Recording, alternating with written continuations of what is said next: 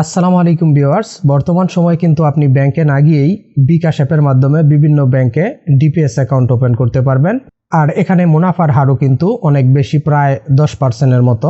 এছাড়াও আপনি কিন্তু এখানে 6 মাস থেকে শুরু করে বিভিন্ন মেয়াদে বিভিন্ন পরিমাণ কিস্তি সিলেক্ট করে আপনি ডিপিএস অ্যাকাউন্ট ওপেন করতে পারবেন। এখানে সবচেয়ে বড় সুবিধা হচ্ছে আপনার সপ্তাহে কিস্তি বিকাশ থেকে অটোমেটিক্যালি নিয়ে নিবে। আপনার সপ্তাহে সপ্তাহে কিস্তি নিয়ে দৌড়াদৌড়ি করতে হবে না বা এই ধরনের কোনো ঝামেলা আপনাকে পোহাতে হবে না। আপনার নির্দিষ্ট মেয়াদ শেষে কিন্তু আপনি লভ্যাংশ সহ আপনার যে মুনাফাটা পাবেন সেটা সহ কিন্তু আপনার বিকাশ অ্যাকাউন্টে জমা হয়ে যাবে এবং এটা আপনারা সম্পূর্ণ ক্যাশ আউট চার্জ ছাড়াই ফ্রিতে ক্যাশ আউট করতে পারবেন। বিকাশ অ্যাকাউন্ট থেকে কিভাবে ডিপিএস ওপেন করবেন সেই প্রসেসটাই আজকের ভিডিওতে দেখিয়ে দিব এবং এটার A to Z বিস্তারিত আমি প্র্যাকটিক্যালি একটা ডিপিএস অ্যাকাউন্ট ওপেন করে আপনাদেরকে দেখিয়ে দিব। মূল ভিডিওতে যাওয়ার আগে রিকোয়েস্ট থাকবে, এরকম গুরুত্বপূর্ণ ভিডিওগুলোকে মিস না করতে চাইলে অবশ্যই চ্যানেলটিকে সাবস্ক্রাইব করে ভিডিওর পরবর্তী অংশটুকু কন্টিনিউ করবেন। সর্বপ্রথমে আপনাদের একটি বিকাশ অ্যাকাউন্টের প্রয়োজন হবে।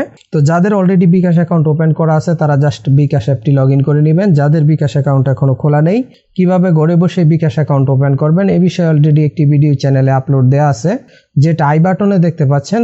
ওই ভিডিওর নিয়ম অনুযায়ী আপনারা একটি বিকাশ অ্যাকাউন্ট ওপেন করে নেবেন। বিকাশ অ্যাকাউন্ট ওপেন করার পর আপনারা সিম্পলি বিকাশ অ্যাপটা লগ ইন করবেন। লগ ইন করার পর বিকাশ থেকে উপরের দিকে যে মেনুগুলো রয়েছে এখানে আপনারা সেভিংস একটা অপশন দেখতে পাবেন। সেভিংস অপশনে ক্লিক করবেন, সম্মতি দিন অপশনে ক্লিক করবেন। ডিপিএস ওপেন করার জন্য এখান থেকে আপনারা নতুন সেভিংস খুলুন এই অপশনে ক্লিক করবেন। এখন এখানে আপনারা দুই ধরনের অপশন দেখতে পাচ্ছেন। আপনি যদি সাধারণ ডিপিএস খুলতে চান মুনাফা ভিত্তিক, অর্থাৎ আপনি যদি অধিক পরিমাণে লাভ পেতে চান সেক্ষেত্রে আপনি উপর থেকে মুনাফা ভিত্তিক ডিপিএস এই অপশনটা সিলেক্ট করবেন। আর আপনি যদি ইসলামিক ডিপিএস ওপেন করতে চান সেক্ষেত্রে নিচের দিকে ইসলামিক ডিপিএস শরিয়া ভিত্তিক এই অপশনটা সিলেক্ট করবেন।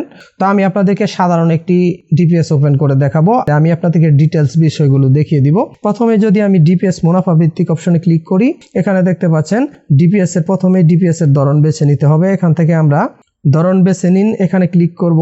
এখানে ক্লিক করার পর এখান থেকে আমরা সাপ্তাহিক অথবা মাসিক দুইটি অপশন রয়েছে। আমি সিম্পলি সাপ্তাহিক সিলেক্ট করলাম।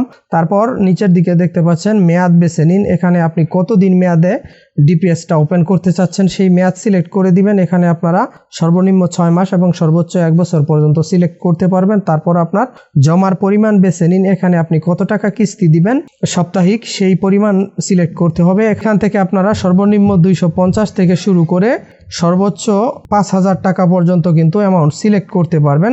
একদম নিচের দিকে দেখতে পাচ্ছেন যে 5000 টাকা অ্যামাউন্ট শো করতেছে। তো এখান থেকে আপনারা আপনাদের ইচ্ছা অনুযায়ী সিলেক্ট করে নেবেন। এছাড়া আপনারা যদি ইসলামিক ডিপিএস ওপেন করেন সেক্ষেত্রে যে বিষয়টা আমি দেখিয়ে দিচ্ছি, ইসলামিক ডিপিএস সিলেক্ট করলে এখানে কিন্তু আপনারা ধরন বেছে নেওয়ার ক্ষেত্রে অবশ্যই মাসিক সিলেক্ট করতে হবে, সাপ্তাহিক কোনো ডিপিএস নেই। আর মেয়াদের ক্ষেত্রে এখানে যদি আপনারা মেয়াদ বেছে নিন অপশনে ক্লিক করেন, এখানে দেখতে পাচ্ছেন সর্বনিম্ন 24 মাস এবং সর্বোচ্চ আপনারা 48 মাস মেয়াদে কিন্তু ইসলামিক ডিপিএস ওপেন করতে পারবেন এবং জমার পরিমাণ এখানে হবে আপনার সর্বনিম্ন 500 টাকা থেকে শুরু করে সর্বোচ্চ 3000 টাকা পর্যন্ত।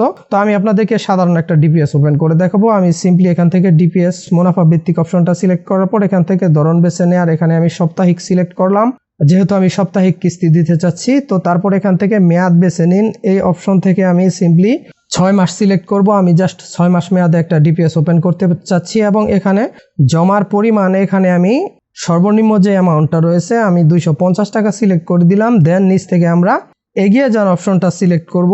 তো এগিয়ে যান অপশনে ক্লিক করার পর এখানে আমরা বিভিন্ন ধরনের প্রতিষ্ঠান দেখতে পাবো। যেরকম এখানে সর্বপ্রথমে রয়েছে আইডিএলসি ফাইন্যান্স পিএলসি, তারপর রয়েছে ব্র্যাক ব্যাংক পিএলসি, তারপর রয়েছে ঢাকা ব্যাংক পিএলসি, এরকম বিভিন্ন ব্যাংক প্রতিষ্ঠান কিন্তু শো করবে।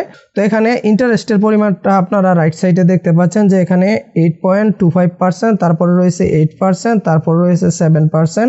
তো আপনি আপনার পছন্দ অনুযায়ী যে কোনো একটা প্রতিষ্ঠান সিলেক্ট করবেন। আপনি যেরকম মুনাফা নিতে চাচ্ছেন ওই রকম আপনি পছন্দ করে যে কোনো একটা প্রতিষ্ঠান সিলেক্ট করবেন। তো এখানে যেহেতু সবচেয়ে বেশি মুনাফা দিচ্ছে আইডিএলসি ফাইন্যান্স পিএলসি, তো আমি জাস্ট এই অপশনটাই সিলেক্ট করব। তার জন্য আমরা সিম্পলি এখানে ক্লিক করে দিব। এখানে ক্লিক করলে কিন্তু আমাদের এই প্রতিষ্ঠানটা সিলেক্ট হয়ে গেল। এখন তৃতীয় অপশনে আমরা এখানে দেখতে পাচ্ছেন নমিনি বাছাই একটা অপশন শো করতেছে। এখানে পূর্ববর্তী যদি আপনার আগে বিকাশ অ্যাকাউন্টে নমিনি অ্যাড করা থাকে সেক্ষেত্রে কিন্তু এই অপশনটা আসবে না। যেহেতু আমার বিকাশ অ্যাকাউন্টে নমিনি অ্যাড করা নেই, এখানে দেখতে পাচ্ছেন পূর্ববর্তী কোনো নমিনি ইনফরমেশন পাওয়া যায়নি। তো এখান থেকে অবশ্যই আমাদের একজন নমিনি সিলেক্ট করতে হবে। তার জন্য নিচ থেকে নমিনি যোগ করুন এই অপশনে ক্লিক করব। এখানে ক্লিক করার পর দেখতে পাচ্ছেন নিচের দিকে নমিনি হিসাবে নিজের জাতীয় পরিচয়পত্র ব্যবহার করা যাবে না, বিস্তারিত জানতে ক্লিক করুন। এখানে যে আই বাটন রয়েছে এখানে ক্লিক করলে আপনারা নমিনি অ্যাড সম্পর্কে বিস্তারিত জানতে পারবেন। তো জেনারেলি আমরা নমিনি অ্যাড করার জন্য এখানে নমিনির এনআইডি নাম্বার, এখানে আমরা নমিনির NID card number, ID card number দিয়ে দিব।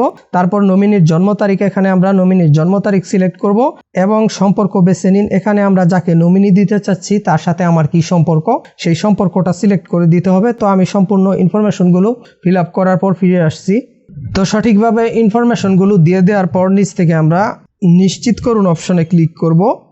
দেন এখানে আমরা আমাদের ডিপিএস সম্পর্কিত বিস্তারিত ইনফরমেশন দেখতে পাবো। এখানে দেখতে পাচ্ছেন প্রথমে প্রতিষ্ঠানের নাম শো করতেছে এবং লোগো শো করতেছে। তারপর মোট জমার অ্যামাউন্ট, এখানে আমরা টোটাল কত টাকা জমা করব সেই পরিমাণ দেখাবে এবং সম্ভাব্য মুনাফায় কত টাকা আমার লাভ হবে বা আমাকে মুনাফা দেয়া হবে সেই ইনফরমেশন এবং সম্ভাব্য মোট প্রদান নিচের দিকে দেখতে পাচ্ছেন এবং ম্যাচুরিটির তারিখ অর্থাৎ কত তারিখে আমাদের এই ডিপিএস অ্যাকাউন্টটা সম্পন্ন হবে, কমপ্লিট হবে সেই তারিখ শো করতেছে।